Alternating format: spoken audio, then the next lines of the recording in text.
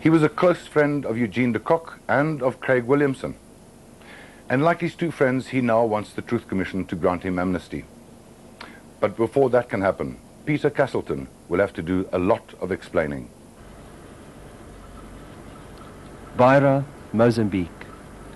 A city struggling to regain its former glory after more than 30 years of war. Hardly a place where one would expect a former South African spy master to live and work.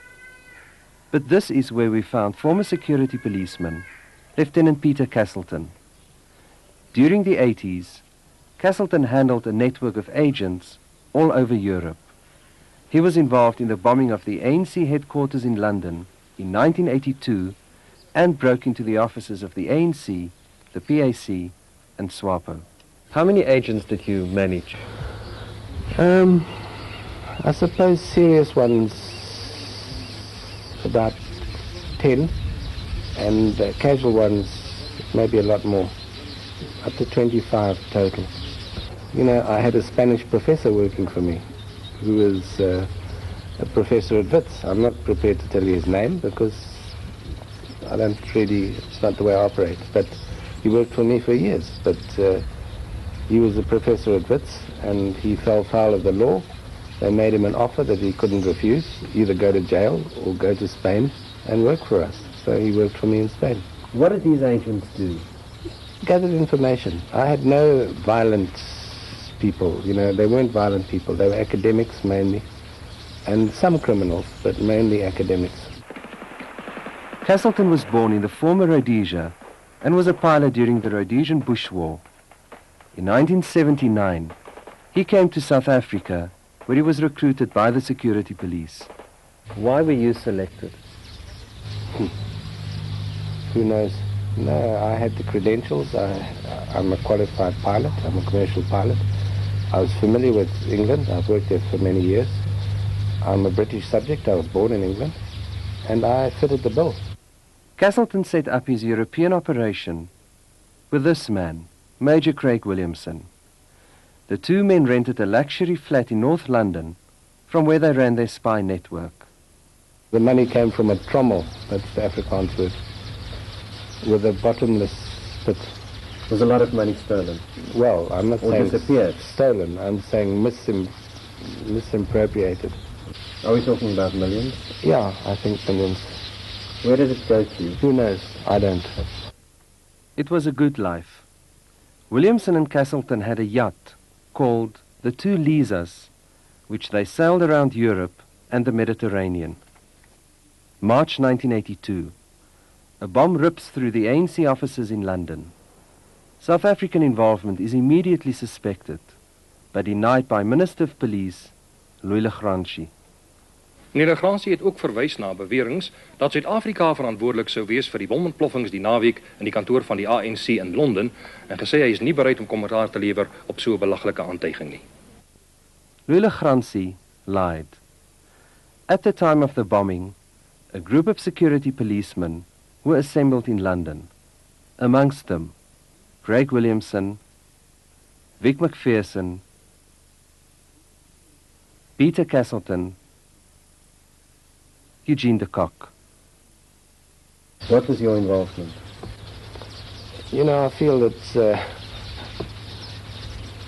this bombing in England carries a sentence of a minimum of 25 years prison without parole. So we're not talking about a minor crime of stealing an old lady's handbag, you know. We're talking about a person like myself spending the rest of his life in prison. So, you know, as far as I'm concerned, I didn't have an involvement in the London bombing. Peter Casselton wouldn't confirm his involvement on camera. Off camera, however, he says he was the man who had to collect the explosives from the South African embassy in London. For 6 months, the explosives lied under his bed until the bomb was built in London. He also says that before the bomb was planted, false passports and firearms, including a sniper's rifle, were buried in the woods outside of London. Casselton says he still knows where the hidden goods are. Is it true that the people were decorated for the London bomb? Were you decorated? No. Why not? Maybe they didn't think I had any part in it. They didn't give me a medal. But all the rest of them got the SOE. You were, however, involved in breaking into the ANC offices in 1984. I pleaded guilty to that. The ANC, the PSC, and SWAPO. I broke into all the offices. No, it was very easy. There was no security on the premises. Any of the premises I broke into, there was no security really. What were you looking for? I don't know. Anything that was available. Did you find valuable goods? Well, I never assessed them. I just basically sent them back to South Africa, and they made the assessment. But the ANC were reluctant. They actually denied that there was any break-in at their offices. They were actually forced by Scotland Yard to lodge an official docket of theft. They said they were never broken into, because they were embarrassed. Casselton was arrested and sentenced to 4.5 years in prison. He never admitted working for the security police. What happened after your release? I came back to South Africa, and it would have been an embarrassment for them if I'd have been seen to be a policeman. This I accepted, and Mr. Williamson kindly negotiated the payment of 100,000 rand, which I was given in cash, and virtually told to disappear. Casselton did not disappear. He went to live on Vlakplaas, where his friend, Eugene de Kock, looked after him. It was during this time, de Kock claims, that Craig Williamson wanted him to kill Casselton. Eugene de Kock rejected it. I was actually living on Vlakplaas. Williamson didn't know. I was living on Vlakplaas at that time. As soon as he'd left, Gene called me and said, the guy's just been here and asked me to kill you. And he told him that if he wanted to kill me, he should do it. But afterwards, he'd have a lot of problems because, I'm very friendly with Eugene de Kock. Today, Casselton struggles to survive. He says he has lost virtually everything, including his yacht. Well, I'm lucky because I've got no family. But if I had a family, it would have been disastrous for me. Do you think it was worthwhile working for them? No, it was a total waste of time. I'm still a pilot. I'm a qualified aircraft engineer. And I'm working in Beira on an old aeroplane. And that's how I make a living. Casselton may be back soon to testify at the Truth Commission.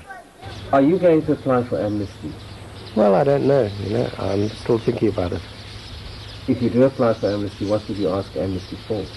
Well, I don't know. The crimes that I'm alleged to have committed didn't happen in South Africa. So I don't know how any South African Truth Commission can grant me amnesty for crimes that I allegedly committed overseas.